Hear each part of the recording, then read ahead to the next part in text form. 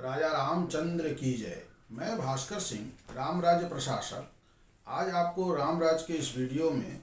बताने वाला हूं कि श्रीमद् वाल्मीकि रामायण के तीसरे सर्ग में क्या दिया गया है।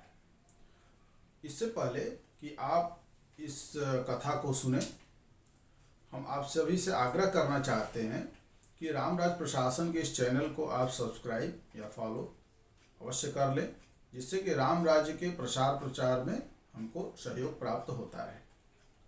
तो महर्षि वाल्मीकि जी ने नारद जी के मुख से जो धर्म अर्थ काम से युक्त मोक्ष से युक्त यानी धर्म अर्थ काम मोक्ष से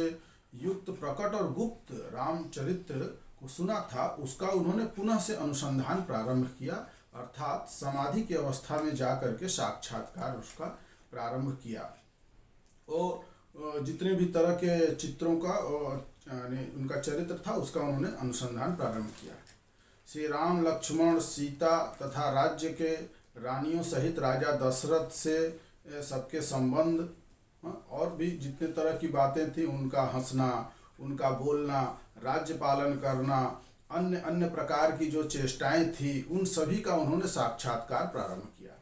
श्री रामचंद्र जी लक्ष्मण सीता के साथ वन में विचरते समय जो जो उन्होंने लीलाएं की थी वह सब उनके दृष्टि में आती चली गई। सबके मन को प्रिय लगने वाले भगवान श्री राम के संपूर्ण चरित्र को समाधि के द्वारा यथार्थ रूप से निरीक्षण करके महाविद्वान महर्षि वाल्मीकि ने उन सब को एक महाकाव्य के रूप में संकलित करने की चेष्टा की, यानी प्रयास किया। महात्मा नारद जी ने पहले जैसा वर्णन किया था उसी क्रम में वाल्मीकि जी ने रघुवंश भूषण श्री राम के चरित्र के विषय में रामायण काव्य का निर्माण प्रारंभ किया। जैसे समुद्र सब रत्नों की निधि होता है, उसी प्रकार से यह महाकाव्य अर्थात रामायण गुण, अलंकार एवं ध्वनि आदि रत्न का भंडार है। इतना ही नहीं, यह संपूर्ण श्रुतियों के सारभूत अर्थ का प्रतिपादन होने के कारण सबके मन को प्रिय लगने वाला तथा सभी के चित्त को आकृष्ट करने वाला है। यह धर्म, अर्थ, काम, मोक्ष रूपी गुण फलों से युक्त तथा इसका विस्तार पूर्वक प्रतिपादन एवं दान करने वाला है। श्री रामचंद्र जी के जन्म, विश्वामित्र के साथ श्री राम और लक्ष्मण जी के जाने का, उनके नाना प्रकार की लीलाएं और चेष्टाएं, मिथिला में धनुष तोड़े जाने, जनक नंदिनी सीता और उर्मिला इत्यादि से विवाह का भी चित्रण किया गया है।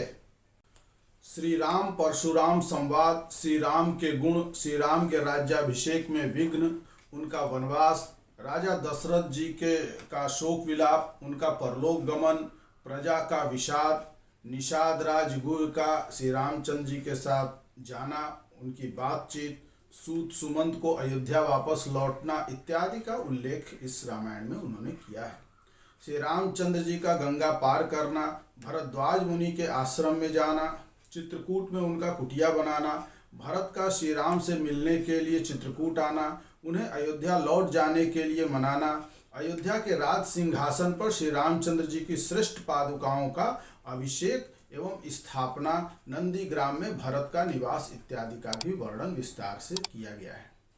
श्री राम का दंडकारण्य में गमन, सरभंग मुनि का दर्शन, विराट नाम के राक्षस का वध, माता अनुसुईया के साथ सीता देवी की स्थिति, उनके द्वारा सीता को आभूषण इत्यादि का समर्पण,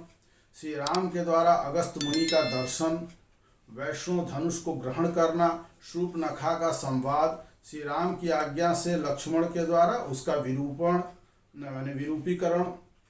खरदूषण का वध, रावण द्वारा सीता का हरण, श्री राम का शबरी माता से मिलना, हनुमान जी से उनकी भेंट, सुग्रीव से मित्रता, बाली का वध, सुग्रीव के द्वारा चारों दिशाओं में सीता जी की खोज के लिए वानर सेना को भेजना, हनुमान जी का लंका में जाकर सीता जी का पता लगाना, लंका दहन करना, श्री राम के द्वारा समुद्र को मार्ग दिए जाने के लिए समुद्र पर श्री राम का क्रोध करना, समुद्र के द्वारा पुल बनाने का सुझाव देना, फिर लंका पर चढ़ाई करना, रावण का वध, माता सीता की अग्नि परीक्षा,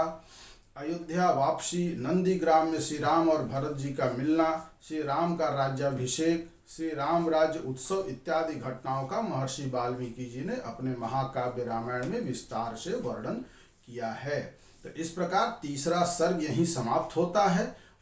यदि आपको ये वीडियो अच्छा लगा हो तो आप इस पे अपना लाइक, कमेंट और इसको शेयर करना ना भूलें। जो बंधु राम राज्य प्रशासन के साथ मिलकर हमारे साथ कार्य करना चाहते हों तो स्क्रीन पर दिए गए ईमेल आईडी पर अपना विवरण हमें भेज सकते हैं।